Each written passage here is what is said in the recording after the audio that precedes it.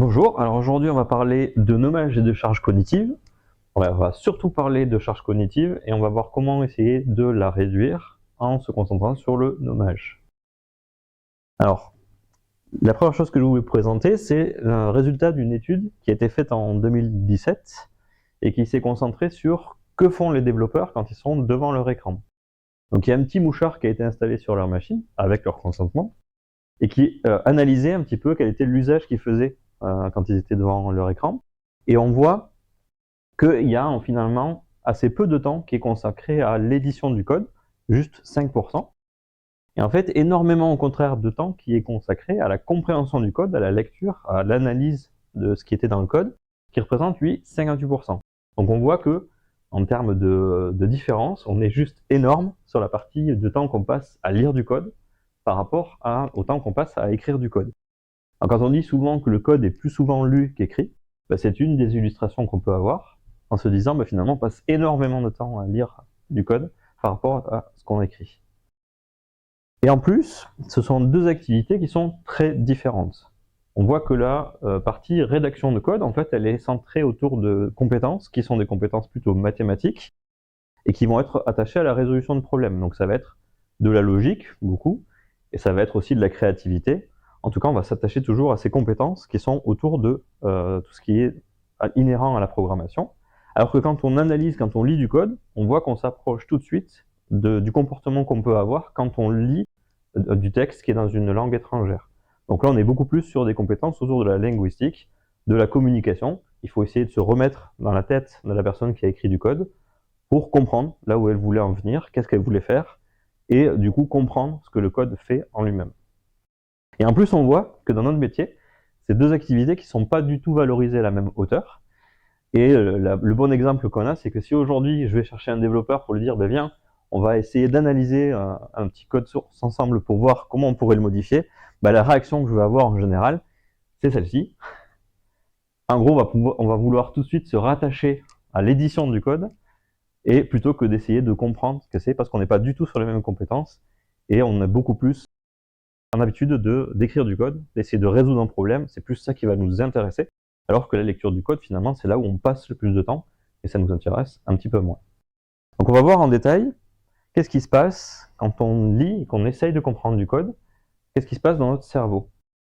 Donc ce qui se passe dans notre cerveau, c'est les mêmes mécanismes que quand on lit un texte en langue étrangère, c'est ce qu'on disait au début, et en fait on va activer dans notre cerveau 3 types de mémoire qui sont très différentes, et qui vont s'activer les unes les autres pour nous aider à comprendre ce qui était dans le code.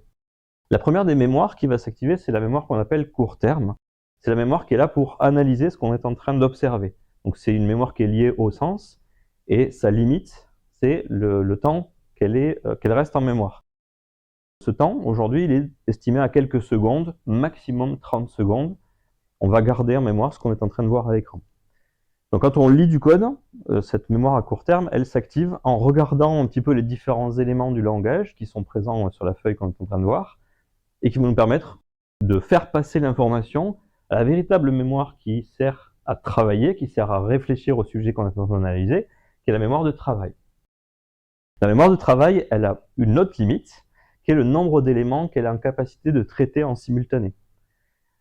Aujourd'hui, on estime qu'elle est entre 2 et 6 éléments qu'elle est en capacité d'analyser, et ce nombre d'éléments va beaucoup dépendre et des individus, ça c'est certain, mais aussi et surtout de la tâche qui est en train d'être accomplie. Plus on a l'habitude de faire cette tâche, plus on va se rapprocher des 6 éléments, et moins on a l'habitude de cette tâche, et plus on va se rapprocher des 2 éléments. Donc quand on va essayer d'analyser, il y a aussi 2 cas dans lesquels on va se retrouver à dépasser cette capacité maximum. 2 comportements un petit peu différents. La première, c'est ce qu'on va appeler la surcharge cognitive. C'est-à-dire qu'on a reçu de la mémoire court terme énormément d'informations en même temps, et ça a dépassé notre capacité de mémoire de travail. Donc là, le cerveau se met en mode blocage. Non, je peux pas, là, c'est trop compliqué. Et un exemple typique de ça, c'est je suis en train de lire du code, j'ai une énorme classe ou une énorme méthode que je suis en train de lire, et il y a tellement d'informations d'un coup qu'on se met en mode ah non, là je peux pas, je comprends rien du tout à ce qui se passe. On est tout de suite découragé parce qu'on est en surcharge cognitive. Un autre cas qui peut se produire aussi où on dépasse la capacité maximum du nombre d'éléments de la mémoire de travail, c'est à force d'en ajouter. C'est-à-dire que là, on y va progressivement, on ajoute des éléments à ce qu'on est en train d'analyser, et il arrive un moment où on en a trop mis. Et dans ce cas-là, le cerveau, son comportement, ça va être juste bêtement de supprimer les choses qui l'intéressent moins à l'instant T. Juste pour faire de la place dans cette mémoire de travail et pouvoir caser les nouvelles informations qui viennent d'arriver. Donc ça, typiquement, les deux exemples qu'il y a, c'est le premier, c'est quand on analyse du code et qu'on rebondit de méthode en méthode. À force de rebondir, d'analyser le sujet suivant, etc., on finit par oublier d'où on est venu. Et on est obligé de revenir dans l'analyse, dans la lecture du code et de refaire appel à sa mémoire court terme pour récupérer les informations et retrouver où on en était. Donc on voit bien que là, à ce niveau-là, la mémoire de travail a dû faire une sélection et a supprimé les choses les plus anciennes pour pouvoir continuer dans la lecture. Un autre exemple du dépassement de capacité, c'est souvent quand on est interrompu. Quelqu'un vient nous interrompre, soit l'interruption elle est très courte, et dans ce cas-là on peut y répondre et reprendre le travail sur lequel on était, parce qu'on n'a pas emmagasiné de nouvelles informations dans sa mémoire de travail, soit il a fallu passer du temps pour réussir à répondre, et plus on a demandé d'éléments à analyser pour pouvoir répondre, et plus on a mangé sur notre mémoire de travail. Alors, on peut avoir mangé jusqu'à complètement la vider, et du coup on ne sait plus du tout où on était, il faut se replonger dans le code pour retrouver qu'est-ce qu'on était en train d'analyser. Soit on a mangé quelques emplacements, et on est juste un petit peu perdu sur la manière, enfin sur ce qu'on était en train d'analyser, et il faut juste récupérer à nouveau les différents éléments qu'on est en train de voir. Donc cette mémoire de travail, on l'a dit, elle est limitée donc jusqu'à 6 éléments, mais par contre la complexité de ces éléments n'a pas d'importance. C'est-à-dire qu'on peut avoir des éléments très complexes, à partir du moment où on a réussi à mémoriser en gros quelle était l'idée de cet élément-là, il n'y a pas de taille limite. Donc souvent ce qui va se passer quand on est en train de réfléchir à quelque chose, c'est que dans les différents éléments de notre mémoire de travail, on va finir par réussir à en associer certains parmi tous ceux qui étaient là, et du coup à se simplifier, à se libérer de l'espace pour pouvoir continuer à analyser. Et c'est souvent le déclic que vous avez quand vous lisez du code, que vous voyez plusieurs éléments, que vous finissez par les rassembler en disant « Ah oui, en fait, ça fait partie de la même classe, ça fait partie du même jeu de données. » Et on arrive comme ça à les rassembler et puis avoir de problèmes. Et le dernier type de mémoire qui va nous aider à comprendre du code, c'est la mémoire long terme. Donc la mémoire long terme, c'est nos souvenirs, ceux qui sont là depuis très longtemps et auxquels on va garder plus longtemps. On voit très bien que là, sur le schéma, j'ai pas mis de limite, parce qu'en fait, aujourd'hui, on estime qu'il n'y a pas de limite, en tout cas, ils ne sont pas du tout estimés. On est capacité de se rappeler des événements qui sont passés il y a 10 ans, sans aucun problème, et même de manière très précise. Et on a une capacité surtout d'emmagasiner un nombre d'informations qui est énorme, et aujourd'hui, on n'arrive même pas à quantifier quelle est la limite à cette mémoire-là. Donc cette mémoire à long terme, elle est là en support. C'est pas elle qui participe à la réflexion, elle est là pour aider la réflexion. Donc la réflexion se passe toujours dans la mémoire de travail, mais la mémoire long terme va venir apporter des éléments qui vont permettre à la mémoire de travail d'être plus performante. Donc typiquement, la mémoire long terme, elle va dire « Ah bah tiens, telle fonction dont tu viens de dire le nom, on l'a déjà vu la semaine dernière, en fait ça fait ça, ça, ça, et du coup je m'en rappelle. Et du coup j'ai pas besoin de réanalyser cette partie-là, et je peux tout à fait alléger ma mémoire de travail en me disant bah, je me rappelle des souvenirs, je vois comment c'était fait, et ça peut être aussi sur des méthodes de travail ou des choses comme ça. Donc on va voir ensemble maintenant comment on va essayer de favoriser chacune des 3 types de mémoire quand on va écrire du code pour qu'il soit plus simple à analyser et plus simple à comprendre. Donc déjà, pour aider la mémoire à court terme, la première chose qu'on va pouvoir faire, j'ai classé à chaque fois 4 astuces qui me semblaient les plus importantes pour aider chacune des types de mémoire, et je les ai classées dans celle qui me semblait la plus importante vers la moins importante pour aider la mémoire. Donc la première des astuces qu'on va pouvoir utiliser pour aider sa mémoire à court terme, c'est structurer selon les standards. Ce dont je parle, ce sont des standards plutôt visuels, plutôt organisationnels. Typiquement, c'est des standards qui disent, par exemple, on met une seule classe dans chacun des fichiers. C'est ce qui permet de rassurer la mémoire court terme, de dire, ben, dans ce fichier, je suis en train d'analyser une seule classe. Je lui donne des astuces visuelles pour pouvoir mieux s'y retrouver. La deuxième astuce, ça va être d'utiliser des conventions pour que le code ait toujours la même tête. Pour que du coup, cette mémoire à court terme, finalement, elle n'est pas là pour réfléchir, elle est là juste pour donner des informations. Donc elle va pouvoir, en sachant comment les choses vont être formatées, ben, plus rapidement retrouver les informations qui sont importantes pour les donner à la mémoire de travail. Et là, dans le monde PHP, on a la chance d'avoir les PSR qui vont un peu standardiser ça pour tout le monde. Donc utilisez-les. La PSR 12, c'est la dernière norme qui est en vigueur sur la partie de comment représenter son code. Donc utilisez-les, ça va vous permettre justement d'aider votre mémoire à court terme. Troisième élément, on va essayer de bien choisir ses repères. Alors qu'est-ce que c'est que les repères? En fait, ça va être des petites balises que la mémoire à court terme va repérer facilement dans le code et qu'elle va passer en priorité à la mémoire de travail. Et typiquement, qu'est-ce qu'on retrouve dans ces balises? On trouve deux éléments, les commentaires et les noms, parce que ce sont les endroits où il y a le plus d'informations qui vont circuler par rapport au reste du code. Un exemple typique, c'est quand ma mémoire court terme va attraper l'information qui dit public function quelque chose, elle sait très bien que c'est le quelque chose qui est le plus intéressant, le public est quand même intéressant, mais un petit peu moins, et le function, elle va complètement dire, bah, ça c'est même pas la peine que je le passe à la mémoire de travail, je sais de quoi il s'agit dans l'idée. Donc on va essayer de bien choisir et les commentaires et les noms qu'on va donner, parce que ce sont des indications qui vont arriver en priorité à la mémoire de travail. Donc ça va être intéressant d'aiguiller la mémoire court terme pour donner les bonnes informations. Et dernier élément, on va essayer de supprimer tout ce qui peut gêner la mémoire à court terme, et donc tout ce qui est pollution. Et j'ai mis là les 4 exemples qu'on retrouve le plus souvent de pollution dans le code. Le premier, c'est le code mort. La mémoire à court terme, elle n'est pas du tout en capacité de s'apercevoir que ce code-là, il n'est jamais utilisé. Soit parce qu'il est après le return, soit parce qu'il est dans des conditions qui ne peuvent pas se produire ou quoi que ce soit. Elle ne le sait pas. Elle voit ça comme du code. Donc elle passe tout ça à la mémoire de travail. Et c'est dommage parce que ça arrive dans la mémoire de travail, alors que ça aurait dû être évité plus tôt. Donc on va essayer de faire la chasse au code mort et de l'enlever quand il n'est pas utile. Deuxièmement, le code commenté, même débat. Alors la mémoire court terme voit bien que ce truc-là est commenté, mais elle se dit, c'est là, il faut bien que je le donne à la mémoire de travail pour que ça puisse être analysé et qu'on puisse voir est-ce que c'est utile ou pas que ce truc-là soit toujours en commentaire et que ce soit toujours là. Est-ce que c'est pas, je sais pas, un exemple d'utilisation, quelque chose qui dit par le passé c'était comme ça, une explication qui est cachée dans du code qui est commenté. En tout cas, elle ne le sait pas et est obligée de le traiter et de charger et d'envoyer vers la mémoire de travail. Et les deux autres éléments qu'on retrouve souvent, ce sont des fautes bêtes, des fautes d'orthographe, des fautes de frappe. Ça peut juste perturber, la mémoire court terme peut-être reconnaît pas le mot au premier coup d'œil, elle est obligée de la passer à la mémoire de travail pour pouvoir l'analyser. C'est bête, on fait des allers-retours entre la mémoire court terme et la mémoire de travail, alors qu'on aurait pu l'éviter juste en corrigeant les fautes au fur et à mesure. Et dernier élément qui peut servir de pollution, c'est tout ce qui est décor. Donc là, je pense aux commentaires avec des tirets, avec des petits accolades ou des choses qui sont là pour faire joli. C'est des choses qui sont là, pas de manière habituelle dans le langage, donc la mémoire court terme se dit, là j'ai une information, je la prends, je la fais passer. Donc c'est dommage, ce sont plein de choses qui peuvent polluer, qui peuvent embêter la mémoire court terme, alors qu'il suffit de nettoyer un petit peu, et ça va faciliter la compréhension. Pour la mémoire de travail, voici 4 astuces qui peuvent servir à l'épauler. La première, et la plus importante, ça va être de découper son code.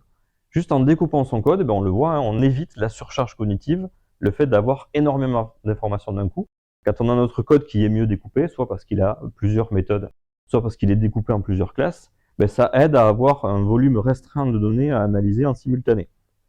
Donc on va, comme ça, en découpant, avoir moins d'éléments qui arrivent d'un coup dans le cerveau, dans la mémoire de travail, et donc ce sera plus simple pour elle de travailler. Un deuxième élément, on va essayer d'activer au maximum sa mémoire à long terme. Plus on va avoir de choses qui se répètent, de choses qui se ressemblent dans le code, et plus ça va aider la mémoire de travail à associer ça à un souvenir de la mémoire à long terme. Donc d'activer le petit lutin là qu'elle a sur son épaule, qui est la mémoire à long terme, qui peut venir l'aider à savoir de quoi il s'agit et essayer de regrouper les éléments pour gagner de la place dans cette mémoire de travail. Autre élément, on va essayer d'éviter d'empiler les choses. Alors quand on dit empiler, souvent on parle d'héritage. On va avoir une classe qui hérite d'une autre, qui hérite encore d'une autre, qui hérite encore d'une autre. On voit qu'on est en train de plonger dans les méandres des héritages, et du coup on risque comme ça d'empiler dans la mémoire de travail différentes strates d'analyse, et au final quand on va essayer de dépiler, on va peut-être se retrouver à dire là ça y est, j'ai oublié ce sur quoi je suis en train de travailler, parce que ma mémoire de travail est arrivée à la limite et elle a fini par éliminer des choses. On peut avoir le même comportement quand il s'agit d'appels de fonction en fonction. On peut aussi se retrouver perdu dans ces méandres d'appels, avoir trop de choses qui se sont empilées et de plus l'avoir. Donc on va essayer de simplifier, de rester simple sur la manière d'écrire le code pour pas avoir justement cette gymnastique d'empilement à faire, et on verra comment tout à l'heure. Dernier élément, là ce dernier élément, il n'est pas au moment où on va écrire le code, mais plutôt au moment où on va le lire. Au moment où on va lire du code, il ne faut surtout pas hésiter, au fur et à mesure qu'on a compris des parties de code, de renommer les variables ou les méthodes. Si elles ne nous semblaient pas évidentes au moment où on les a lues pour la première fois, en les renommant, déjà on va se les approprier, donc on va finir complètement de réassocier ces choses-là dans sa mémoire de travail. Mais en plus, pour reprendre la lecture si jamais on a interrompu ou quoi, ce sera plus facile de retomber sur des choses qu'on a renommées entre-temps, qu'on s'est appropriées au passage. Pour la mémoire À long terme, là, il n'y a pas de mystère. Comme il s'agit de souvenirs, on va essayer d'emmagasiner un maximum de matériel qui vont pouvoir être réactivés ensuite quand on va lire du code. Donc la première des choses que je vous propose, c'est de travailler sur des design patterns. Alors les design patterns, ça va être des modèles de code qui se répètent, qu'on peut retrouver peu importe le langage, qu'on peut retrouver peu importe l'application. Et d'avoir ces patterns bien en mémoire, ça va permettre de faciliter la compréhension et donc d'y faire appel beaucoup plus fréquemment que d'avoir juste du code qui est mémorisé. Donc d'avoir des patterns qui se répètent, ça va permettre juste de reconnaître le pattern et d'analyser de manière plus simple. Je dis toujours par contre attention sur les design patterns, il vaut mieux les apprendre un par un. Ça sert à rien de les connaître tous par cœur, de se les mélanger tous. Il vaut mieux en connaître qu'une partie, mais les connaître bien et savoir mieux les retrouver. Donc ça, en général, le conseil que je donne, c'est de les travailler un par un. En général, on se donne à peu près une semaine pour dire, cette semaine-là, je bosse tel pattern, je le comprends, je l'utilise, je fais des exercices avec, et je me laisse à peu près une semaine pour passer au suivant, et ainsi de suite, pour bien avoir le temps de le digérer, de l'avoir compris, de l'avoir intégré, et de ne pas les confondre juste parce que je les ai appris en simultané. Le deuxième élément, c'est écrire de la doc. Alors souvent, ça fait rire quand je donne ce conseil-là, parce que personne n'aime trop écrire la doc, parce que ça fait appel à des compétences linguistiques qui ne sont pas les compétences pour écrire le code. Mais compétences linguistiques, ça ne vous rappelle pas quelque chose? Eh oui, on est exactement sur les mêmes compétences quand on écrit de la doc qui vont être utilisées quand on va lire le code. Et donc du coup, on se place dans le même état d'esprit quand on écrit de la doc que le futur lecteur de notre code. Donc souvent, écrire de la doc quand on est à chaud sur un code qu'on vient d'écrire, ça permet tout de suite de prendre du recul sur ce code qu'on vient d'écrire et de dire, finalement, quand j'essaye d'expliquer ce qu'il fait, je me place d'un point de vue linguistique, donc je m'aperçois de qu'est-ce qui ne va pas dans notre code, qu'est-ce qui pourrait être simplifié pour qu'il soit plus lisible pour le futur. Et en plus, au passage, j'ai gagné de la doc, on est toujours content d'avoir gagné de la doc, donc allons-y. Troisième élément pour essayer de favoriser la mémoire à long terme, c'est lire du code. Comme on l'a dit, on est basé sur des souvenirs pour la mémoire à long terme, le plus d'exemples possible on peut y mettre, et le mieux ça sera. Si en plus ça peut être des exemples sur des styles différents, sur des méthodes différentes, sur des organisations différentes, ça va nous donner un éventail beaucoup plus large de ce qu'on est en capacité de reconnaître ensuite quand on essaye de comprendre du code. Donc ça, le conseil à donner, c'est vraiment de parcourir des projets qui sont open source, si possible des projets assez différents, comme ça on va vraiment emmagasiner des façons de faire et des façons d'écrire du code très différentes, et du coup on va les lire plus facilement.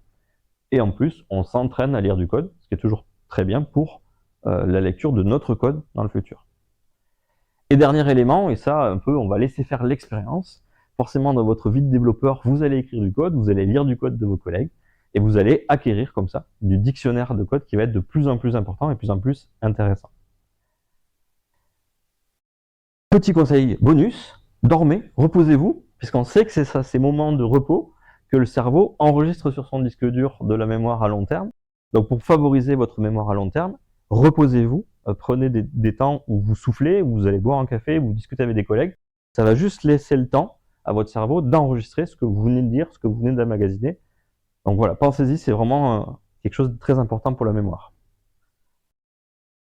Revenons un petit peu sur l'étude qu'on avait vue au départ. Donc on s'était intéressé aux résultats de l'étude tout à l'heure. Là maintenant, quand on a fait émerger ces résultats, ceux qui ont fait l'analyse se sont bien dit, effectivement, c'est énorme, c'est presque 60% de temps qu'on passe à analyser du code. Et en plus, ce qui était mesuré dans l'étude, c'était juste le temps qui était passé devant l'écran, et pas le temps qui est passé en réunion ou ailleurs, c'était vraiment que le temps devant l'écran qui était analysé. Donc on s'est dit, 60%, ça fait quand même beaucoup. Qu'est-ce qui fait que cette activité de lecture du code est finalement aussi difficile? Quels sont les freins, comme ça, à la compréhension du code? Et donc voici ce qui est sorti des développeurs qui ont été interrogés suite à ce qu'on a observé chez eux, pour dire finalement qu'est-ce qui vous a le plus bloqué, qu'est-ce qui vous a le plus gêné à comprendre le code. Et dans l'ordre, voici un petit peu ce qui est sorti le plus fréquemment dans ce qui a été donné comme explication à la difficulté de compréhension.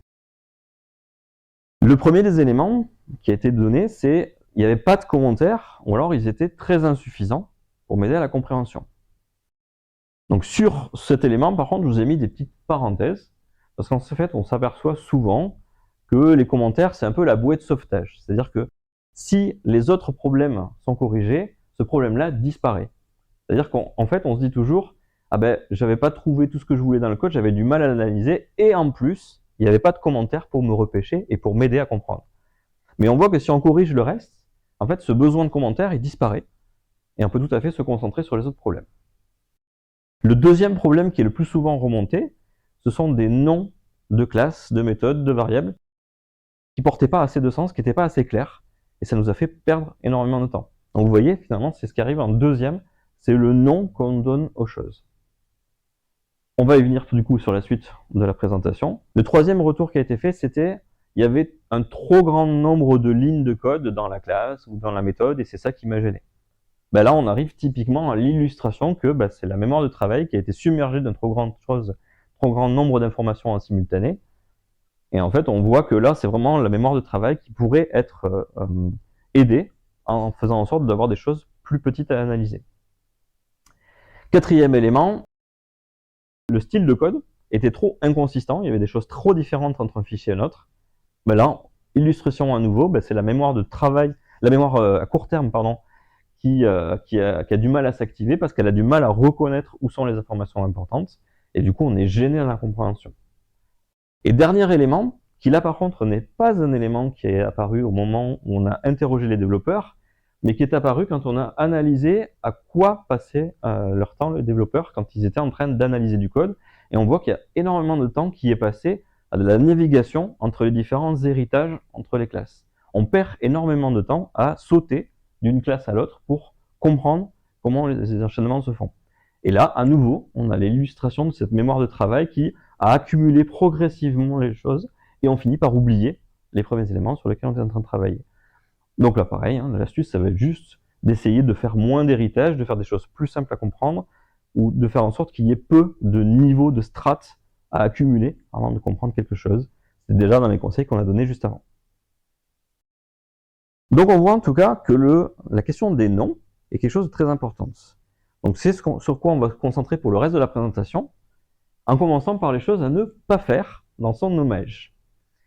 La première, pas d'humour. Alors, on ne dit pas qu'il ne faut pas du tout d'humour dans le code, c'est vrai que ça met toujours un petit peu un sourire quand on retrouve des petites allusions ou des petites blagues dans le code, donc pourquoi pas, mais dans ce cas-là, gardez ça pour les commentaires, et pas dans les noms de variables ou les noms de méthodes. Il ne faut pas qu'il y ait de questions à se poser ou de blagues qui nous perturbent au moment de la compréhension, parce que forcément, quand on voit quelque chose qui est un peu un trait d'humour, notre esprit est un petit peu perturbé, entre guillemets, il pense à ces choses-là, au lieu de la compréhension du code qui était en train d'être faite.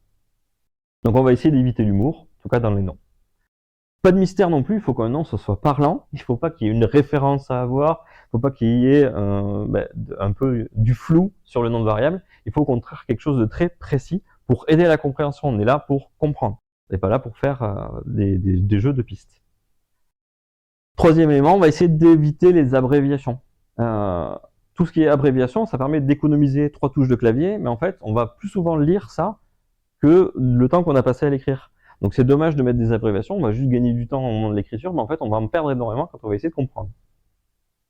Et en plus, les abréviations, il faut être certain que le public qui va lire le code connaît ces abréviations-là. Même vous, dans 6 mois ou dans 1 an, c'est possible que l'abréviation qui vous paraît complètement évidente aujourd'hui ne le soit plus dans le temps. Donc ça serait dommage en plus au moment où je lis du code, de devoir s'interrompre pour aller faire une recherche sur le net, ou demander à ses collègues, ou demander à quelqu'un qu'est-ce que veut dire cette abréviation. C'est dommage, on perd du temps. Autant faciliter les choses et ne pas utiliser d'abréviation, de mettre des mots en entier. Et enfin, dernier élément, ne pas mettre de négation. En fait, c'est bête, mais quand on met une négation, on prend 2 slots en même temps dans notre mémoire de travail. Aujourd'hui, l'exemple type, c'est quand je vous dis ne pensez pas à une girafe, vous avez forcément commencé par penser à une girafe avant de vous dire qu'il ne fallait pas y penser. Là, vous avez pris d'un coup 2 slots dans votre mémoire de travail. C'est dommage. Juste en restant positif, en restant sur des termes qui sont tournés de manière positive, on arrive à ne prendre qu'un seul slot dans l'analyse, et du coup, c'est beaucoup plus intéressant. Les choses à faire maintenant. On va essayer de nommer le maximum de choses en anglais. Alors pourquoi? Parce qu'en fait, tout PHP est déjà en anglais. Et on sait qu'en linguistique, ce qui est le plus difficile, c'est quand on lit un texte dans lequel plusieurs langues se mélangent, parce que notre cerveau est obligé de s'adapter en fonction de la langue qui est utilisée. Si on peut tout mettre en anglais, du coup, on a des phrases qui deviennent beaucoup plus logiques pour le cerveau, qui sont toujours dans la même langue, dans un référentiel qui est toujours commun, et donc ce sera plus facile à dérouler et plus facile à comprendre. Donc n'hésitez pas à donner des noms en anglais pour pouvoir faciliter ça. Faire aussi des noms prononçables. Les noms prononçables, ça permet dans sa tête de constituer des phrases, en fait, quand on est en train de lire du code, et ce sera beaucoup plus facile à lire si on se rapproche d'un dialogue, si on se rapproche d'un récit sur le code qu'on est en train de lire. En plus, deuxième effet, quand on va poser des questions à ses collègues ou qu'on va parler avec des gens extérieurs des choses qui sont écrites dans le code, ben, ce sera plus facile d'utiliser des noms qui sont prononçables plutôt que d'essayer de redécoder les abréviations, etc. pour pouvoir parler avec les gens. Troisième élément, essayez de donner des indices dans vos noms. Si vous utilisez un design pattern déjà connu, si vous voulez exprimer l'utilité d'une variable, ben, indiquez-le directement dans le nom. Un petit $userFactory, ça permet de dire qu'il s'agit du design pattern factory qui est utilisé dans cette variable-là. Et dernier élément, utilisez des termes issus du métier. Ça vous facilitera, dans votre manière de réfléchir à que fait votre code, de ne pas avoir à traduire entre des termes techniques et des termes métiers. Si on utilise directement les termes métiers, ça permet de mieux comprendre de quoi il s'agit, et en plus, quand on aura des discussions avec le métier derrière, on sera plus aisé d'utiliser directement le même vocabulaire qu'eux, plutôt que d'essayer de faire une traduction en permanence. Donc ça va faciliter et la lecture du code, et les échanges avec le métier, que du bonus. Il existe aussi des conventions qu'il faut connaître sur la manière de constituer des noms. Aujourd'hui, selon le type d'élément que je vais nommer, il y a des conventions pour dire quelle est la forme du mot ou la forme du nom que je vais utiliser pour nommer cette chose-là. Par exemple, pour les classes, les propriétés, les variables, ben, il est admis qu'en fait, on doit utiliser plutôt des noms. Donc c'est le fameux user, order, ce que vous voulez, en tout cas des noms. De la même manière, pour les méthodes et les fonctions, on va exprimer une action. En général, quand on appelle une méthode, quand on appelle une fonction, c'est pour faire quelque chose. Là, on est dans l'action, on n'est plus juste dans la description. Et donc, pour exprimer cette action, on va utiliser des verbes à l'infinitif. Voilà, vous avez tous ces exemples-là pour tous les différents types d'éléments. Je vais juste m'attarder un petit peu plus sur la partie booléen, le dernier. Juste en mettant un petit préfixe is ou as, ça va permettre tout de suite d'exprimer qu'il s'agit d'un booléen, et ça va faciliter sur votre mémoire de travail le fait de dire bah, cette chose-là, finalement, elle peut avoir que deux états, soit elle est vraie, soit elle est fausse, dès le coup d'œil. Donc ça, c'est valable pour des variables, mais aussi pour des fonctions qui retournent des booléens. On peut aussi les appeler sous ce format-là. Concernant les méthodes et les fonctions, voici plusieurs astuces que vous pouvez utiliser pour donner les bons noms. La première astuce, c'est de se limiter à maximum 5 arguments sur une fonction. Alors pourquoi 5, alors qu'on dit tout à l'heure que la limite c'était 6? Ben simplement parce que quand on rajoute le nom de la fonction devant, ben ça y est, on est aux 6 éléments. Donc vraiment se donner un maximum de 6 éléments, y compris le nom de la fonction, ça va permettre d'être sûr de rentrer dans cette mémoire de travail et d'analyse. C'est comme ça que souvent on connaît les arguments, dans quel ordre ils arrivent sur des fonctions PHP, alors qu'on sait très bien qu'en PHP, les ordres des variables, c'est pas forcément toujours évident. C'est comme ça qu'on s'en rappelle, c'est en limitant le nombre qu'ils sont.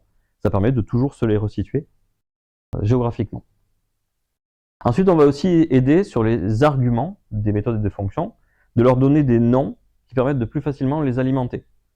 L'exemple que j'ai là, c'est par exemple si j'ai une sorte de chronomètre dans lequel je veux ajouter du temps, ben je vais sans doute avoir une méthode qui s'appelle add, auquel je vais passer un nombre à ajouter. Ben si je peux préciser dans le nom de la variable qu'il s'agit de secondes, ben ça va beaucoup aider à la compréhension du code, de se dire, ok, là il faut que j'y envoie du code dans ce truc-là. Et même quand on essaie de lire le fonctionnement de la méthode, si déjà on a l'information qu'il s'agit de secondes, ben ça donne tout de suite des éléments qui vont rendre la lecture plus facile. Au niveau des préfixes, c'est une astuce que j'aime bien donner, notamment par exemple sur des repositories, d'exprimer à travers des préfixes comment fonctionne la méthode qu'on est en train d'écrire. Par exemple, quand on fait des get, je sais que je m'attends à avoir un résultat et je voudrais que le chose m'apertise quand il n'en a pas, et notamment par exemple qu'il me lève une exception si jamais il ne trouve pas l'élément que je souhaitais. Et je m'attends à n'avoir qu'un seul retour, qu'un seul élément. Quand je suis sur de find by, au contraire, je suis quelque chose qui est en mode recherche. Donc je m'attendais à trouver aucun résultat, peut-être plusieurs résultats. Et donc en ayant un find by qui me donne toujours un array, je sais de cette manière-là que à travers le nom, il s'agit d'une recherche et que je pourrais bien avoir aucun qui correspond ou plusieurs qui correspondent et que c'est normal d'en avoir aucun ou plusieurs. Ça fait partie du fonctionnement de la méthode. Donc en exprimant avec un petit préfixe, on donne aussi une indication à ceux qui l'utilisent sur qu'est-ce que ça va faire et du coup aussi aux futurs lecteurs du code de qu'est-ce qu'on va s'attendre comme fonctionnement dans cette méthode-là. Autre chose à observer au niveau des noms, des méthodes et des fonctions, c'est qu'on va essayer de faire une longueur de nom qui va être inversement proportionnel à sa visibilité. Ce que ça veut dire, c'est que si je fais une méthode publique, je vais essayer de donner le nom le plus court possible. Parce que c'est ce à quoi je m'engage vers le reste du monde. C'est le reste du monde va appeler cette méthode publique. Donc je vais essayer de donner le moins de précision possible sur la manière de faire que j'ai dans cette méthode-là, pour qu'il soit juste utilisateur de cette méthode, sans savoir le fonctionnement interne. Au contraire, quand je suis sur une méthode privée, je vais essayer de faire le nom le plus long possible pour vraiment exprimer tous les détails d'implémentation et tout ce qui est fait dans cette méthode-là, puisque je sais que je suis dans du private, donc si jamais je refacto, je pourrais renommer cette méthode-là, mais je vais essayer de donner le maximum d'éléments pour justement qu'il n'y ait pas besoin d'empiler les choses et d'aller lire ce qui est dans le corps de cette méthode-là. Juste avec un nom qui décrit, je comprends tout de suite de quoi il s'agit. J'ai même pas besoin d'aller jeter un coup d'œil au contenu de la méthode. Donc voilà, donc plus une méthode est publique, plus je fais un nom court, plus une méthode est plutôt privée, et plus je vais pouvoir faire un nom long. Pour les variables maintenant, on va essayer de se limiter à 4 mots dans le nom de la variable. Alors pourquoi 4 alors qu'on a dit tout à l'heure que la limite était à 6? C'est que souvent les variables, ça marche par 2. On va vouloir les comparer. Est-ce qu'elles sont égales? Est-ce qu'il y a une qui est supérieure? Donc comme on va vouloir comparer 2 éléments, quand on va lire cette comparaison-là, en fait on va avoir les 2 variables qui vont venir s'accumuler dans notre mémoire de travail. Donc si on peut conserver un nombre de mots qui est plutôt réduit, ça va permettre de plus facilement pouvoir les comparer et les utiliser. Donc maximum 4 mots. Ensuite, on va essayer de faire porter du sens au nom qu'on a choisi pour nos variables. Donc par exemple, typiquement ce qu'on va éviter, c'est de mettre 1, 2, 3, 4 pour des choses qui se ressemblent, mais on va plutôt essayer de décrire quelle est l'utilité qui se cache derrière cette variable. Et là, par exemple, je vais plutôt utiliser un sender et un receiver, qui sera beaucoup plus parlant quand on lit le code, que d'avoir des user 1, user 2, user 3, et on ne sait plus, on se mélange même parfois entre eux. Dernier élément, on va essayer d'éviter la notation hongroise, c'était la fameuse idée qu'en mettant un petit préfixe avant, on allait exprimer quel était le type de variable. Donc les i pour dire integer, les str pour dire string, c'est une pratique qui est désuète, que plus personne ne va utiliser. Maintenant, on a le typage qui va plutôt nous aider, les IDE qui vont plutôt nous aider à retrouver quel était le type des différents éléments. On n'a plus besoin de le préciser dans le nom de variable. C'était le cas il y a très très longtemps, on avait besoin de préciser ça parce que les IDE ne nous assistaient pas forcément sur ce genre de choses. Maintenant que c'est le cas, on ne va plus du tout et on va abandonner ça. Et là, on va observer que pour les variables, la longueur du nom, ça va être l'inverse par rapport aux méthodes et aux fonctions. C'est-à-dire que plus la variable est utilisée dans une portée globale, grande, et plus on va mettre un nom le plus long possible pour essayer de décrire au mieux qu'est-ce qui est stocké dans cette variable-là. Alors que quand on l'utilise de manière plus locale, on va réduire complètement le nom puisqu'on sait le contexte dans lequel on est, il est mieux maîtrisé, donc on peut tout à fait s'autoriser à réduire le nom de la variable. C'est pour ça qu'on va complètement s'autoriser, par exemple, à avoir un $i dans une boucle qui est toute petite pour savoir l'index qu'on est en train de traiter. Par contre, plus la boucle va demander du corps de code, plus ça va s'agrandir, et puis on va préférer un nom qui est plus parlant, qui va mieux exprimer de quoi il s'agit, et donc on va développer le nom au fur et à mesure qu'on développe la taille et le contexte dans lequel est utilisée la variable.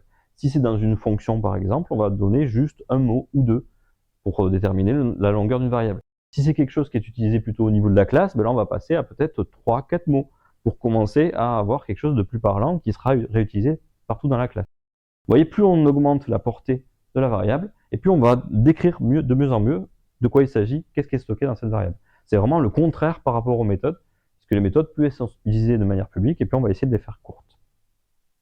Dernier élément sur le nommage, et on va essayer aussi d'aider les autres. C'est-à-dire que nos variables qui étaient très bien choisies dans le contexte de notre application en intérieur, que ça facilitait la compréhension, c'est peut-être pas le cas quand je vais la transmettre à l'extérieur. Donc quand je vais envoyer un message, quand je vais faire des API, les noms que je vais choisir à mes différentes données, je vais essayer de prendre des noms plus neutres, des noms qui pourront aussi être utilisés par le public qui va utiliser ces API ou ces messages, plutôt que de réutiliser bêtement les noms que j'ai moi en interne. Même si ça suppose comme ça une petite traduction, ça sera plus simple pour moi de voir la traduction dans le code au moment où j'émets le message, et ça facilitera le travail de la personne qui lit de l'autre côté. Donc on va aussi essayer de favoriser l'extérieur. Voilà, je vous remercie. Si vous avez des questions, n'hésitez pas à les poser. Et je vous signale ici les deux sources qui m'ont permis d'aller plus loin dans l'écriture de cette présentation. Le premier, c'est Clean Code, qui est un petit peu la bible de tout ce que devraient savoir les développeurs. Et ensuite, Programmer's Brain, qui lui se concentre plus sur la manière de fonctionner du cerveau quand on est développeur, et notamment quand on lit du code. Merci à tous.